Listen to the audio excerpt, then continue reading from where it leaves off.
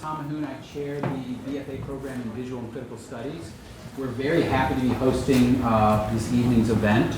We're very fortunate to have with us Mr. Frank Gillette. Let me tell you just a little bit about Frank before I turn it over to him.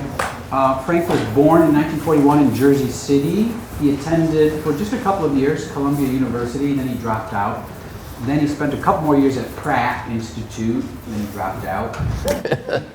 Those things seem not to have diminished his ability to become the recipient of many quite distinguished awards, including fellowships from the Rockefeller Foundation, the Guggenheim Foundation, grants from the New York State Council of the Arts, the National Endowment for the Arts.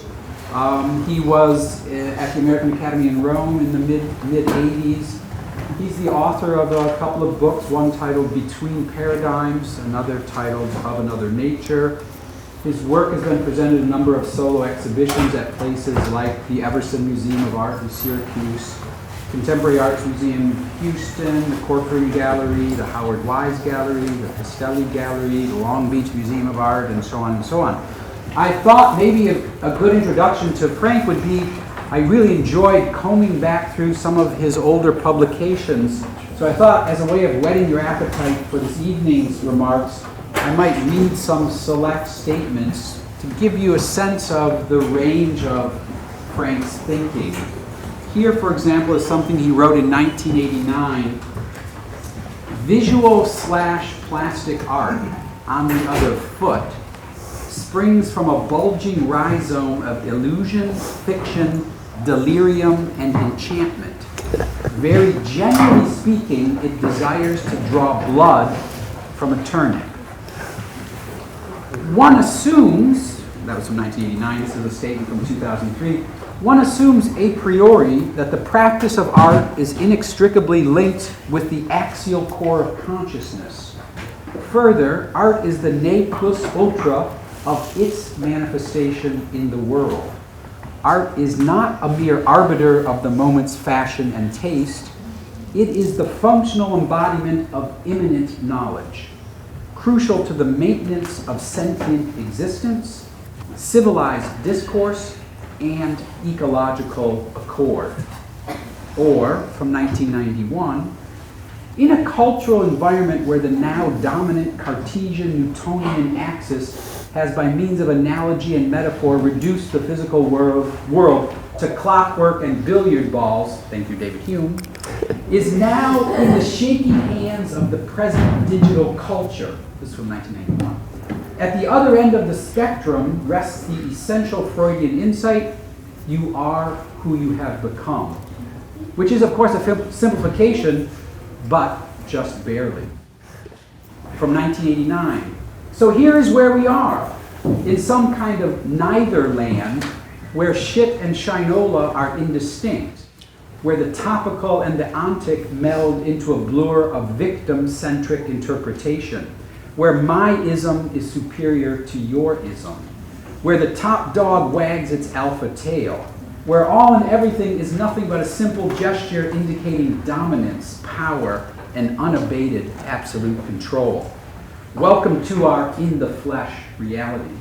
Welcome as well to doubt, suspicion, compunction, and ineluctable desire. You have arrived. 1989. Finally, from 2014, hence the above scattershot ambience, a portmanteau, a paradoxical collage-décollage in time, a farrago gliding adrift from hypnagogic to awakened states in all of their mutual regards. Now, in a further spirit of mutual regards, would you please welcome with me Frank Gillette.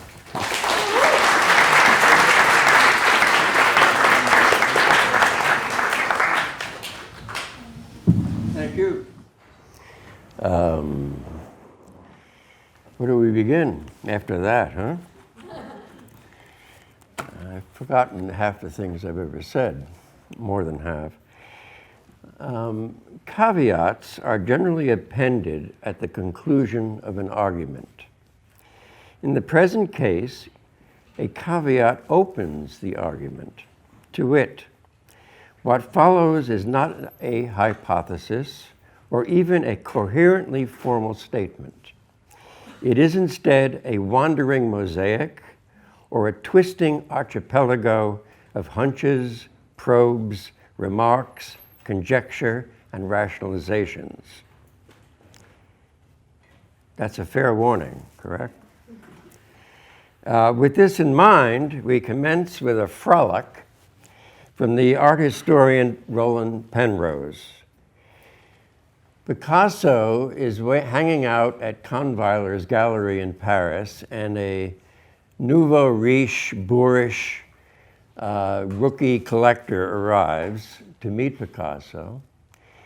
And they go through the formal exchanges, and finally, the rookie goes into a fit of pique, complaining that Picasso should paint reality, that he doesn't paint he ignores reality. Things are not like the way he paints, things are not real. And Picasso asked, well, what do you mean by reality? And the rookie pulled out his wallet and removed a photograph of his wife. And he said to Picasso, no, that's reality. And Picasso replied, she is rather flat, isn't she? And small. Keep this in mind when we discuss photography. That's the point. Now, employing this gag as an introduction to the crucial distinction between modernity and modernism. And this is emphatically not a simple distinction without a difference. From this perch, modernity was launched in the West with the Industrial Revolution in the late 17th century, the publication of Beethoven's Eroica in 1804, and most saliently, Fox Talbert's 1839 address to the British Academy on the invention of photography, back to Picasso's sly quip. Modernism, on the other hand, arrives at the opening 2 decades of the 20th century. At the opening, we discover the work of Einstein, Planck, Cezanne, Picasso, Stravinsky, Joyce, Ibsen, Wittgenstein, Edison, Tesla, Duchamp, and Freud, among others, including the great and marvelous precursors to modernity, Emily Dickinson's poetry and the construction of the Eiffel Tower in 1887. Beginning in the mid-1960s, a third pivot emerges, culminating with our analog-digital divide. More about that later. Backing up a bit, there are 4 epistemologies or ways of knowing the world: religion, art, science, and philosophy. The most significant and relevant and critical of these centers on the clash, or at best, the wobbly equipoise between art and science, and the rather contentious art-science split reduces to this: tacit versus objective knowledge.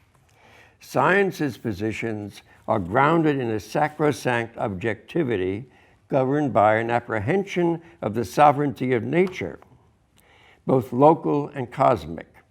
It is based upon the postulates such as facts, testing, proof, evidence, calculation, and consensus. Art, in contrast, is an embodiment of tacit knowledge, characterized by intuition, instinct, a sixth sense, inklings, premonition, a second sight, and the ability to comprehend something without regard to the requirements or need of conscious reasoning. Nevertheless, several scientific models are relevant with regard to art's descriptive requirements. Pardon me, I get dry. It's gin, not water. here's where, may depart from my notes, this is where the discourses of art can absorb the discourses of science. I think there are two essential examples. One is one of my favorite hobby horse thinking sprees is this. And it's the work of Tinbergen and Lorenz, two ethologists, ethology being the study of animal behavior, which they won a Nobel Prize for. And it goes like this. They developed a rather shallow, maybe 6 inches deep, a container, something like a pool table, with escape routes on 4 sides and in the center, exactly like a pool table. And in the middle of it, they placed a newborn chicken, fresh out of the egg. And over it, they waved a silhouette of a chicken hawk.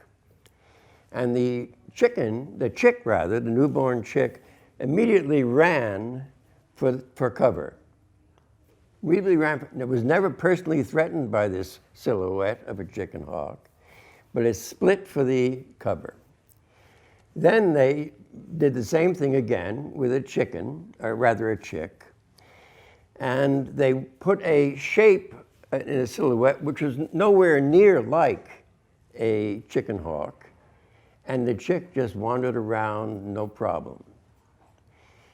This implies that there's something in the nervous system of the chick that included that silhouette of the chicken hawk, oddly enough. This is the premise from which Tinbergen and Lorenz developed. Now, what I'm arguing is that in an infinitely more complex way, there exists in the collective and private nervous systems of the planet, there exists there a kind of inbred sense of shape, form, harmony, correlations, ratios, etc., that are already in place. A byproduct of this claim is that the idea that beauty is in the eye of the beholder is nonsense. The beholders flatter themselves. Beauty is instead in the system, the collective and private systems of our nervous constructs, and develops in ways in which we add our environmental processes, attitudes, etc., and then develops therein. But the beginning of it, what I'm arguing in effect, rushing to this conclusion, is that the fact that, that the formulations of art are distinct and separate from the world is a farce. The world is embedded in our thinking about the aesthetic. The second is essentially a borrowing from mathematics, highly estranged mathematics. Very few people follow these arguments. And it is this, that there are basically 3 mathematical procedures that I think artists can learn from, once they're addressed, can acquire them and apply them. And they are these. There's a process in mathematics called the heuristic. Heuristics is the following, that you don't have a goal in mind when you set off on a process, on a development. You only have an algorithm or so, a methodology of moving along, and you don't know what you're going to achieve until you encounter it. So there's no pre-existing model as what you're aiming for. It's just a wandering, and then you arrive at something because it emerges from the fact that you're wandering. But you don't begin with a target. You don't begin with a conclusion. So the heuristic model can apply to art making, is what I'm suggesting. The second is stochastics. A stochastic process, for example, can be best described with an analogy. Think of a dart game, and you take an arrow, not an arrow, a dart, and you attempt to hit the bullseye. That's an anti-stochastic. A stochastic process would be, analogously speaking, taking a fistful, a clutch of darts and throwing them at the dartboard with the understanding that one of them will hit the bullseye without aiming at it. Another example of stochastics in nature is, for example, an apple tree. An apple tree in its full bloom will drop maybe 2 dozen, 3 dozen apples, and only one will become another tree. And that's extended by a bird coming along and picking at the seeds and going away and taking a poop, and that becomes another tree. So it becomes wildly intricate after a while. So stochastics is another measure of determining how to produce a work of art. It can be. The third is the most elusive, and that's haptics. Haptics is the mathematical process in which, without an algorithm, you tend to feel by experimentation, poking here, poking there, developing a kind of bias towards what's happening,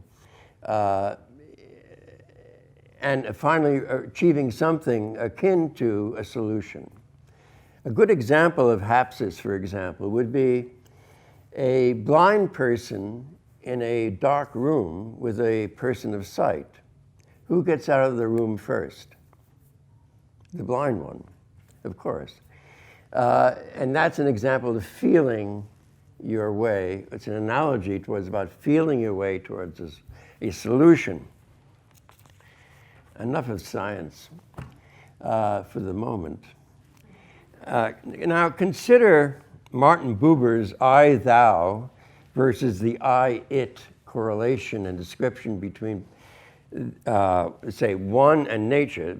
Buber was a marvelous Hebraic philosopher, argued that there are two kinds of relationships. It's the I-it relationship, like my relationship with this, and the I-thou relationship, in which there's a sense of intercommunity between the viewer or the sender and the receiver.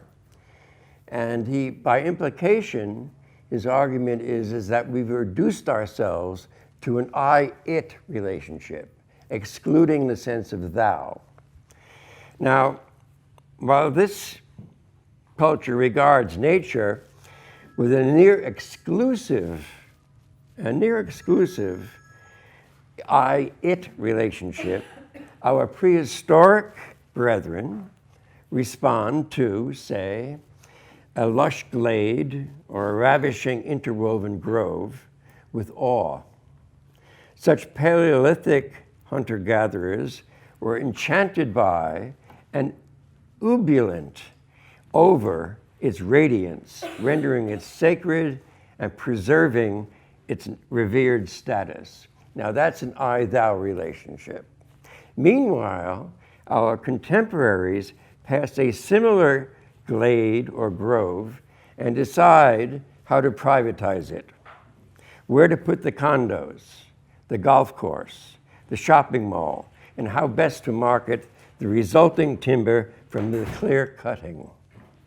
Thus, one foundational purpose of the visual/plastic arts is to do nothing less than to resist the vandalizing of nature while embracing the re-enchantment of the world, a daunting and dicey existential responsibility if there ever was one. There is a contrast between the I-thou and the I-it. Aside from re-enchanting, yet another responsibility or option for the artist is this: to intercept and redeploy evolving communications technologies. That is, turning them towards aesthetic ends, such that novel forms of information, aesthetic and otherwise, emerge thus creating, in Bateson's famous phrase, quote, a difference making the difference. 3 examples of this are Sony's Portapak, which arrived in 1966, Apple's hardware, and Adobe software. I'll depart from my notes to describe what I mean in effect, because I've experienced it.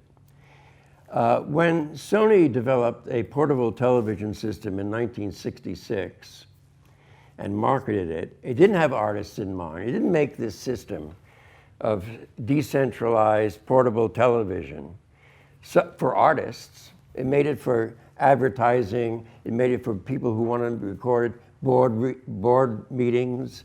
It made it for the police. Artists were the last thing it had in mind.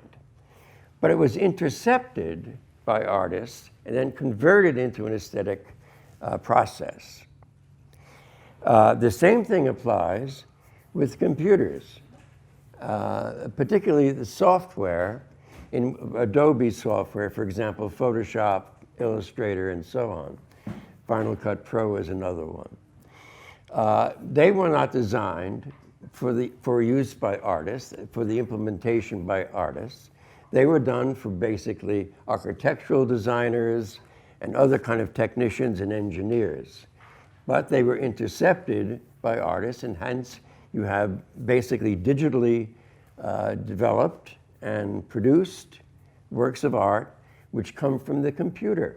Its medium is the computer. Now, a third option, after re-enchanting the world, intercepting technology, high technology, there's a third option for the artist in today's environment. It wasn't always like this. And the third option, excuse me, I'm confusing myself. I do that frequently. The third option is that authentic and significant art functions best in uncharted territory. So it's neither the task of the artist, the third version, to be either involved in the re-enchantment of the world or the interception of high technology. It is instead to carry on the classical traditions of either picture making, object making, etc. Now, there are many ways to approach the possibilities in the third option. I'll give you a quote to begin with it. Failure, quote, this is a quote, "Failure is a portal to success," end quote. That's from James Joyce. So there's a lot of wandering, again, going back to the heuristics, heuristic wandering in attempting to extend and develop the traditional forms of art, like classical painting and classical sculpture, for that matter, photography in the classical sense as well. Let's assume in this third option that we go back to our Paleolithic ancestors. Consider the condition of obviously the vocabulary at the time was, we're talking about between 15 and 50,000 years ago. In that frame of time, especially the further back you go, the more extreme the example, artists or people who made images on grotto surfaces did not do it for a review in art forum or to make a lot of money or to become a celebrity. They did it for the fact of survival. It was intrinsic to the survival, the belief was. Now consider, a Paleolithic so-called artist crawling through a very slim tunnel, carrying the patella of a deer filled with grease and lit, right? Imagine this. And crawling in a group generally, maybe 15, 30, 35 feet into an opening grotto. because they didn't live in grottos, and they didn't work in grottos. They lived in overhanging caves, and they went into the grottos to do their work. And what they did with all this effort was intrinsically linked with survival.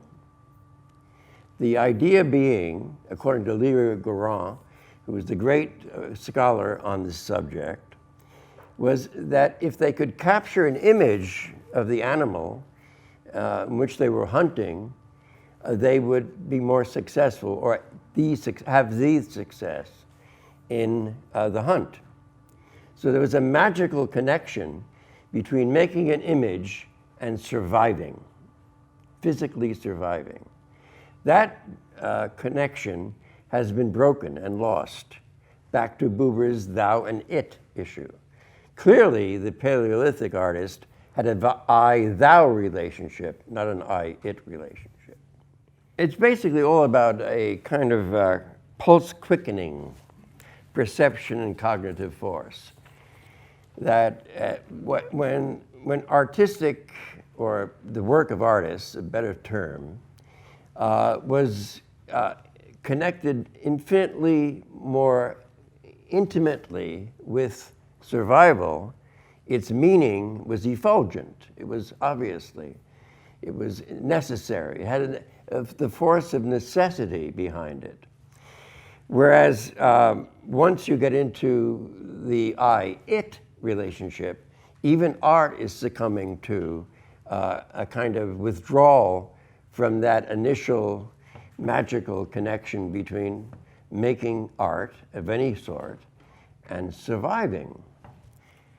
Now, Walter Benjamin, for example, going back to the issue of enchantment and aura, Benjamin argued that aura had been dismissed because of the mechanical reproduction of the mid-20th century, early 20th century. And this is often given the status of the oracle at Delphi. It's amazing how influential this text has become, and I take umbrage with it. Not because it's such a popular, ingrained meme, but because I think it's basically wrong. The issue is not to dismiss, in Benjamin's terms, the fact of reproduction because it removes the aura of the single object. The real issue is, how do you skip that stage and reinvest aura in a reproductive object or a picture, a photograph, for example? One of the problems with, I'm told, since I work with computers extensively, is that it is no hand-eye axis. Let's say you have no sense of touch, you have no sense of surface, it's all on a screen, it's all basically, when you come down to it, a series of zeros and ones. And then it's converted, of course, into an image.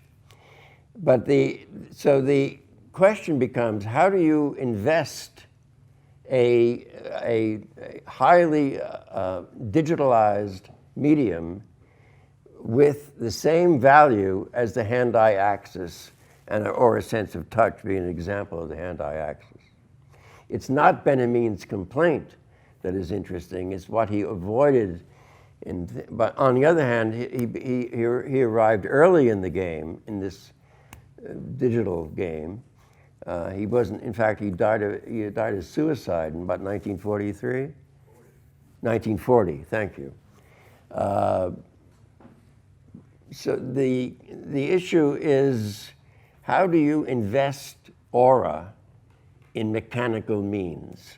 Not how do you give up on mechanical means because they do not possess aura. One of the other classical functions, or the third option, is the role of ambiguity.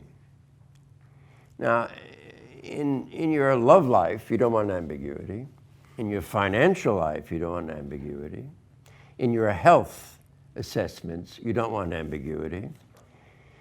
Ambiguity in all of those categories is essentially a bad thing, something to be rejected. But in art, you can entertain ambiguity. In fact, it's a very forceful content of art. Again, from Picasso, of all people. He once said, quoting him, "A green salad is sometimes a green parrot," end quote.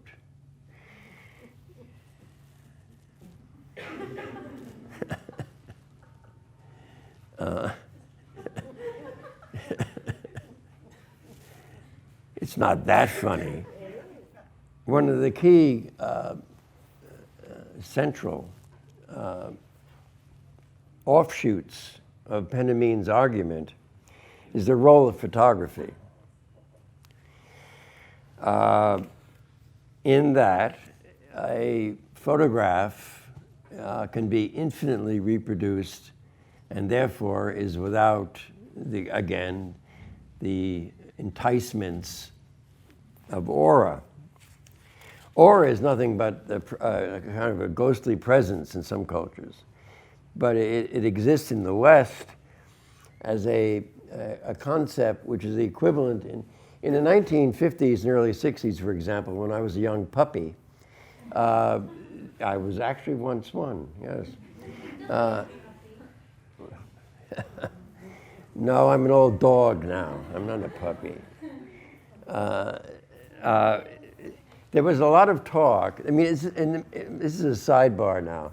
There's a lot of things you can determine and measure by the way vocabularies change over time and through generations.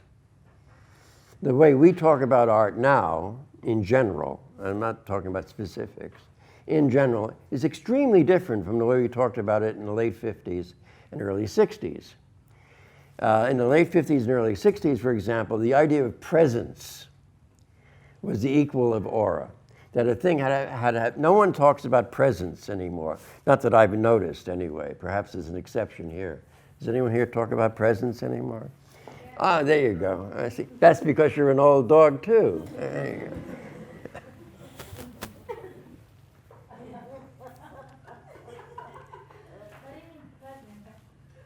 So aura and presence in photography against Benjamin's position. Now, the counterpoint to Benjamin is Roland Barthes.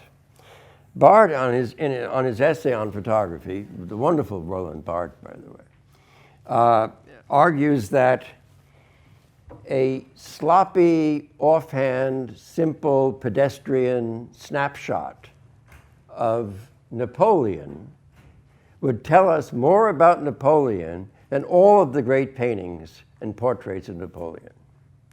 There is something about a photograph which has an indexical recording, right? It does not go through the medium of the artist. It goes through the mechanism of this indexical process. It's like a thumbprint being an indexical process, or stepping into a puddle. That a photograph, despite all of its mechanical background and the restrictions of its purpose and employment, is in effect a greater conveyor of a particular kind of essential truth than all of the paintings ever produced, especially in the West. I speak mostly in terms of the West. Although I'm a great fan of the East, I don't think I'm in a position to speak for it. So that contradiction between the mechanical aspect of a photograph and the effect it has, which cannot be reproduced any other way because of its indexicality. Now, back to the issue of ambiguity. Only within the precincts of artistic endeavor can you effectively employ ambiguity in a positive sense. You can actually enjoy ambiguity in a positive sense. I mean, the green salad and the green parrot is just one example. Another would be the whole category of padeola. pediola, rather, which is the study of the following kind of ambiguity: looking at a cloud and seeing a swan, looking at a root and seeing a snake, looking at a deposit of coffee grinds and seeing a face. So it's both. It's both a cloud and a swan. It's both a snake and a root. It's both a coffee grind and a face. This kind of oscillation between the two is another kind of ambiguity, also employable by aesthetic means.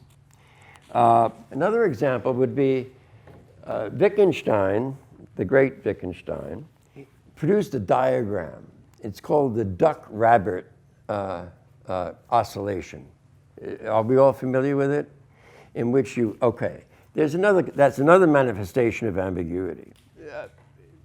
Ambiguity is an extremely complex and deep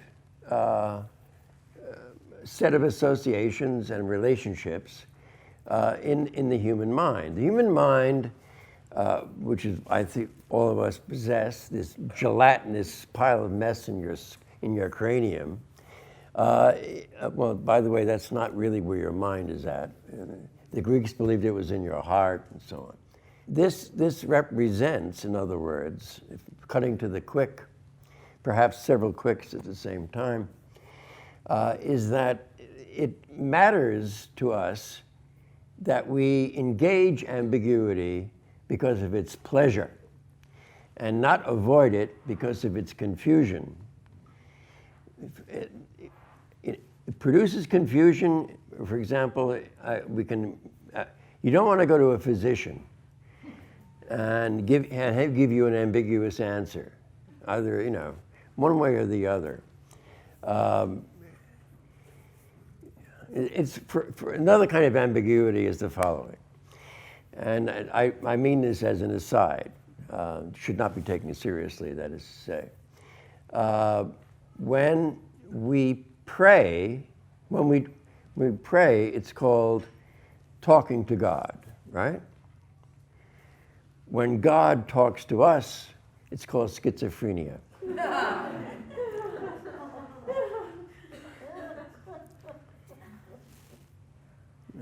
Really?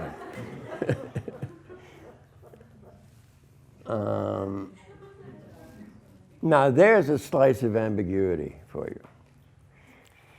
So I'm trying to distinguish what I consider the third option for the artist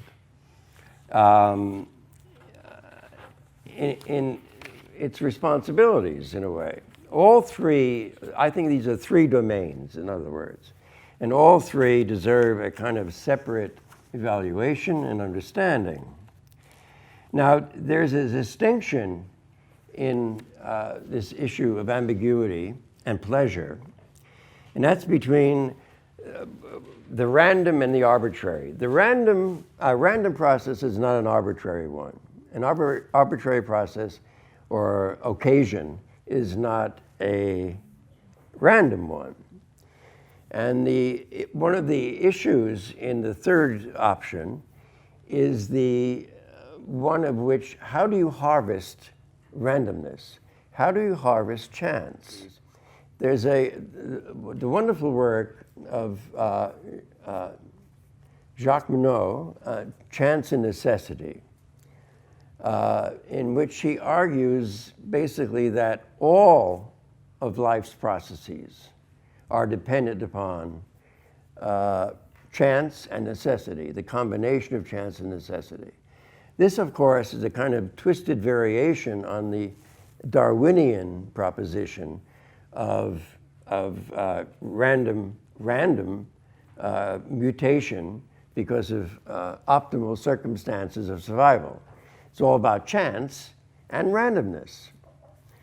And Monod's remark extends to an interesting phrase of his in which he says, surfaces, and this is a quote, surfaces recognize each other, end quote. That is so simplistic in a way, But if you reflect on it, it's really extraordinarily profound. Surfaces recognize each other. Now, beyond the elusive quality of presence being the old way of talking about aura, or the ancient way of talking about aura. Now, one more aspect that applies to all three options, the reenchantment of the world, the interception of technology, and the classical distinctions of history. And that is the agonistic spirit, the spirit of Agon. In brief, the spirit of Agon goes something like this. I enter into my adult, serious portion of my life, post-childhood or whatever, and I am under influences, as everyone has been under influences. And over the process of time, over the unfolding of time, I begin to resent these influences. And I put myself up as a constitutional embodiment of the opposite of these influences. And therefore, I overthrow these influences and create something else.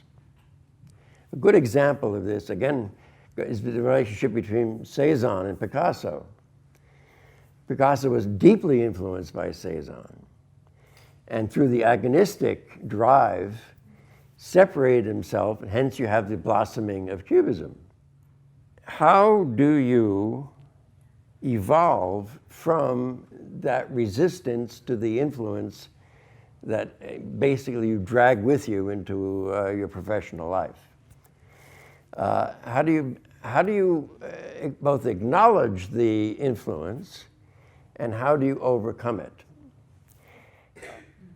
This, in combination with the distinction between the arbitrary and the random, or chance and necessity, becomes a kind of integrated melting ball of wax, so to speak. It all combines, congeals around the issue of the spirit of development or projection or ambition even in aesthetic undertakings. Quoting Duchamp, who said, quote, "Art is a mirage," end quote. Well, give me 5 more minutes and I'll try to sum up. I was recently asked via email what I thought about the current scene, the art world's current scene. And I'm going to give you literally what I wrote back. And I still hold to this position. I wrote back, much of the current art, and I have art in quotes, is trite, boring, trivial, stilted, and mercantile, brimming with pastiche, vacuity, puffery, and petulance. Although some, and probably there were more than I anticipated, some works of art appear to be blissfully rambunctious. Back to the third option, which I've given less attention to than the other two.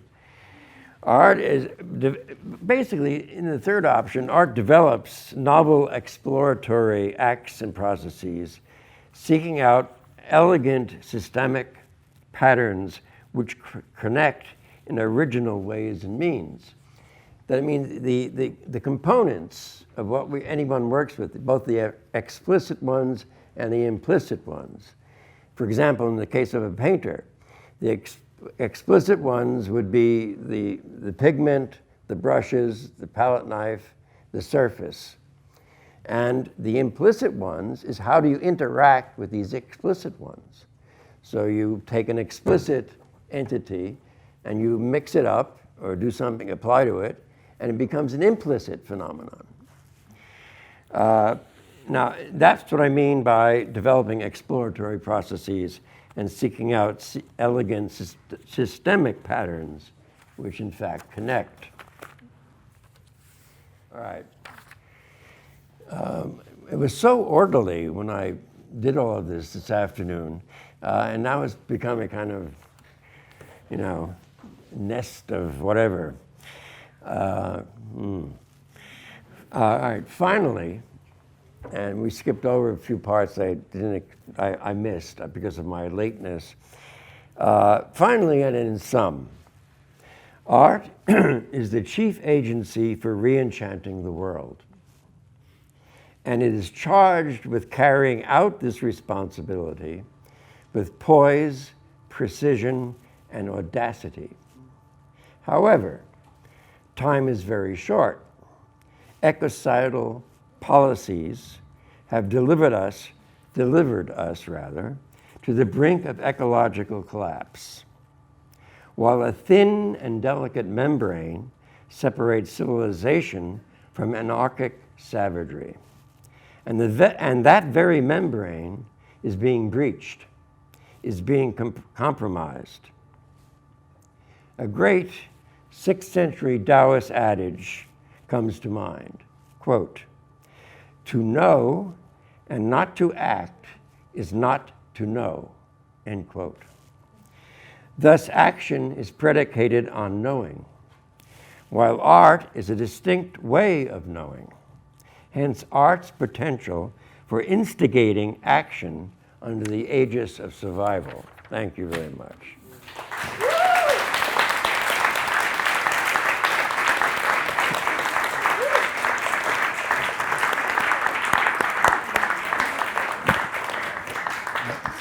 Thank you, Frank. Frank has agreed to field some questions. I'm going to give whoever has a question the microphone so it gets recorded. Anastasia.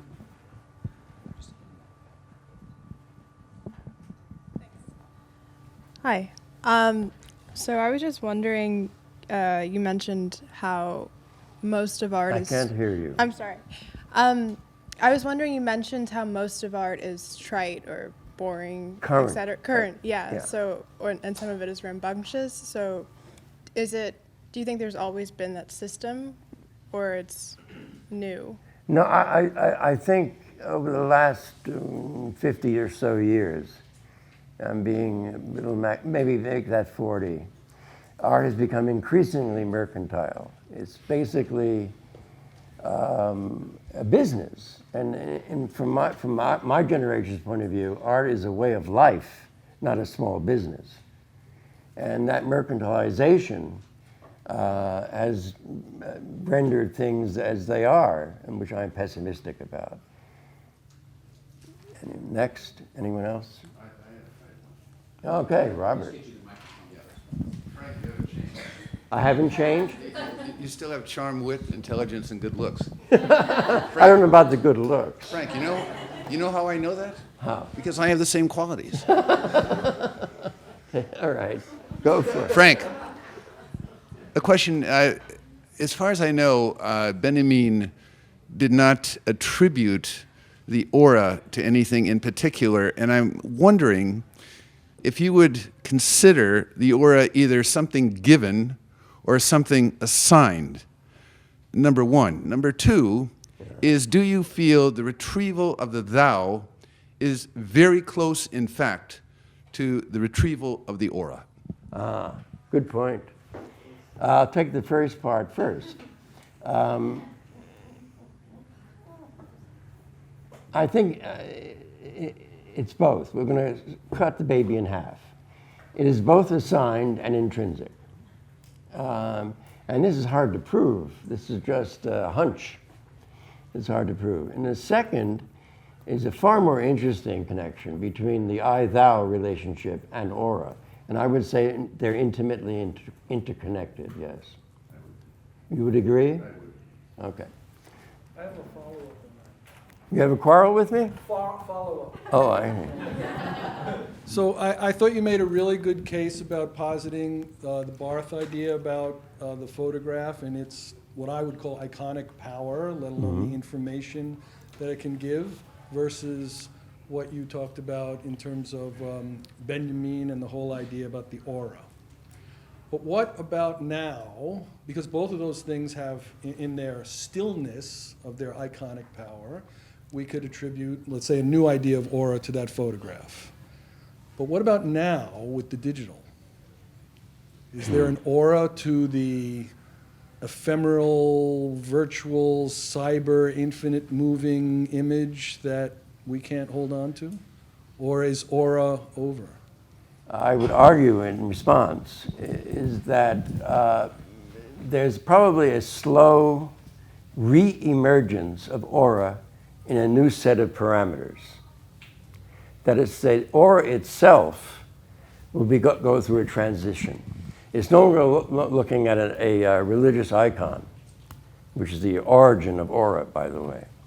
And it would be, it would have to be able to bridge the analog digital divide. In other words, once you're on the digital side of that divide, aura has to have a presence, no pun intended. A mutant aura? Hmm? A mutant aura? No, I think a more fleeting one. Swiftly fleeting. Because the information process. Is that a contradiction? I often contradict myself.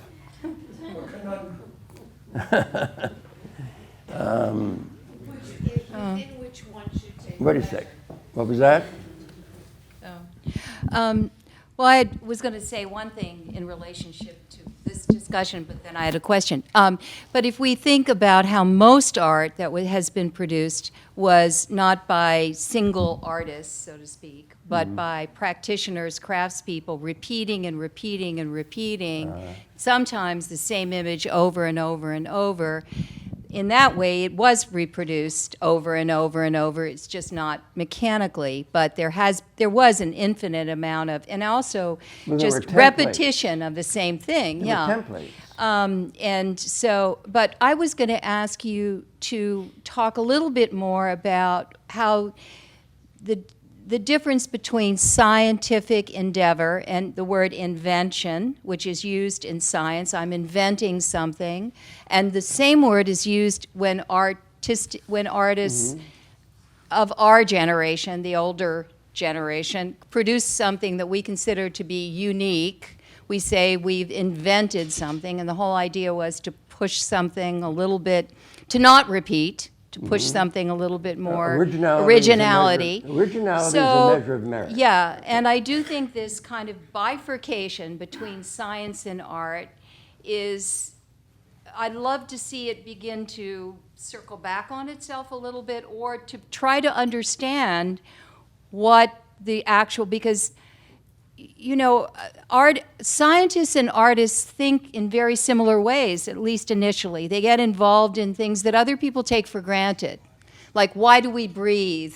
Like, oh, well, everybody else just takes it for granted, but a scientist sits and wonders, oh, about breath. An artist would make a metaphor or something out of breath, but we all don't take things for granted. We wonder about sometimes dumb things other people think would be dumb. So we have curiosity in the same way. We think outside the box. So what is this relationship between the two? It's bifurcated, but it's still a very strong core, I think. Right. Okay, so that's my question. Thank you. All right. I disagree. Okay, good. I think, Alice, I always generally agree with you, but in this case, it's a modified disagreement. I think the strongest position, am I in your way? No, I'm in your way. The strongest position for art as a epistemological phenomenon is to be the foil of science. Of course we share things, but these things are peripheral and in some cases even trivial. Of course they're curious and we're curious. Of course they produce obscure insights. Of course, all of that is true, but I think it is peripheral.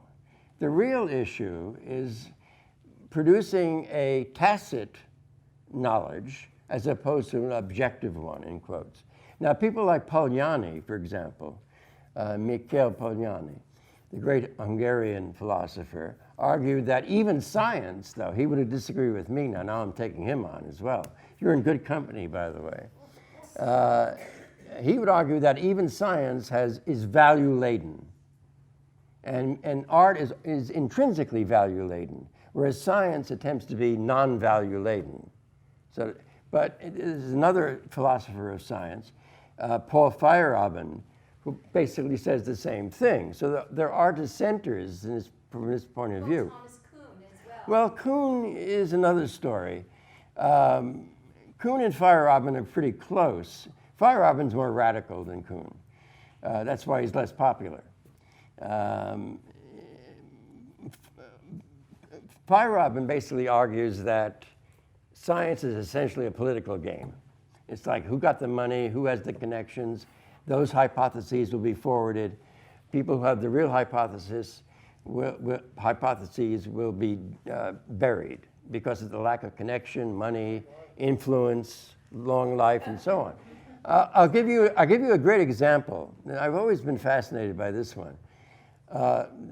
Leibniz, the great Leibniz, Gottfried,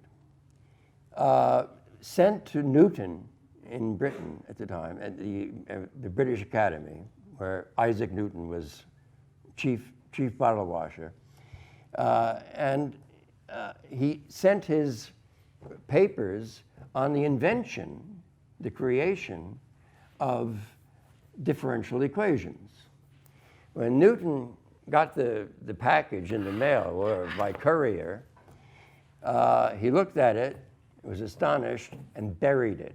It was his version of the differential equation that will go for it. So he suppressed. That's a value-laden maneuver. Does that make sense? I mean, well, okay, if it doesn't make sense, I have something else. I'll add something else. Well, I mean, I'll make it even more confusing. It's a question I've been asking myself, but one of the things, and then we should move on to what No. But I was It's a thinking very. of Bruegel. I remember reading an article in Scientific American about Bruegel and blind leading the blind, which was a kind of biblical subject. Mm-hmm. And according in Scientific American, they said that he was so observant when he made this painting that they could actually diagnose the kinds of blindness that the various figures had on the basis of how accurately he painted. Now that's a period in history, in art history, in which there was a kind of collusion, if we want to call it a collusion, or a bonding of both. The Tower of Babel, for instance, his Tower of Babel has all of the construction inventions of the day are building the Tower of Babel, so he uses those.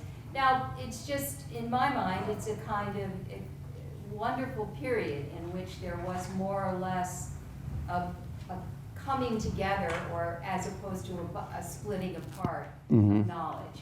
But now we've become so specialized, everything is so split apart that everybody is in their own little category. But anyway, we should probably move on. I don't know that we can solve. No, this. I grant. I've been wondering Well, about it for a long time. Here's the point, and why I disagree, and why I believe that art's position vis-a-vis science should be as a foil. Because the dominance of so-called objectivity, valueless laden, without value, despite Newton and despite Feyerabend and despite, to some extent, Polanyi, is that that interaction, that dialectic, has to be is essential in a way for civilization to continue. We can't, in other words, the scientific vision of the world is necessary, but it's insufficient. And in its insufficiency, it requires a foil, which is art, in my opinion. Now, it used to be a correlation between religion, for example, or even in a philosophical sense, a correlation between ideas and compounds of ideas within the philosophical domain. But in being necessary but insufficient, it's still insufficient. And art should be the foil that provides that sufficiency. So therefore, they are in contest. They are in contest. Stephen has the last question. Oh my God, it's actually more of a statement. Stephen has the last. I want to go back to the, is this on? It's just recorded. I can hear you. Okay. It's a foil. Think of it as art. I want to go back to the aura question, because I wonder how many of the students, I wonder how many of you, have you ever read the work of art in the age of mechanical reproduction? Have most of you has. read it? Yeah? But the importance of the question of aura is really, I mean, another way to talk about that would be the magical aspect of a work of art. And so the question that Benjamin talks about is the loss of this magical aspect of a work of art and what might replace it. And for Benjamin, it's Marxism, the replacement, essentially. That he's both mourning and celebrating the loss of this magic. But contra Benjamin, as Frank was talking about earlier, if you look back now at works of art from the period Benjamin was writing, like, say, Casablanca, those works have become highly erratic. They have, because there are two sides of this aura. One side is the sacred nature of the production, and the other side is the varnishing of history, the glow that comes onto things in the past. So in relation to the digital present, that becomes a very interesting question. Things in the past become erratic almost automatically because they're old, but they don't necessarily become magical in an active way that produces future culture out of themselves. Mm-hmm. Whether the relation of the body, which is part of the Benjaminian argument, right, about what makes things sacred, that they're handled in sacred ways, how that translates into an unphysical world, that remains to be seen, and that's what the students will have to find out for themselves. Can you achieve a technology that has that kind of physical, material eloquence? Or something else. But I mean, whatever form it might take. I mean, in Benjamin's time when he's writing about film, he didn't see it as having that kind of eloquence, as a way that we may or may not see it as having it now. But when you look at these old films now, that the technology has become old, they're full of flavor and texture based on their age.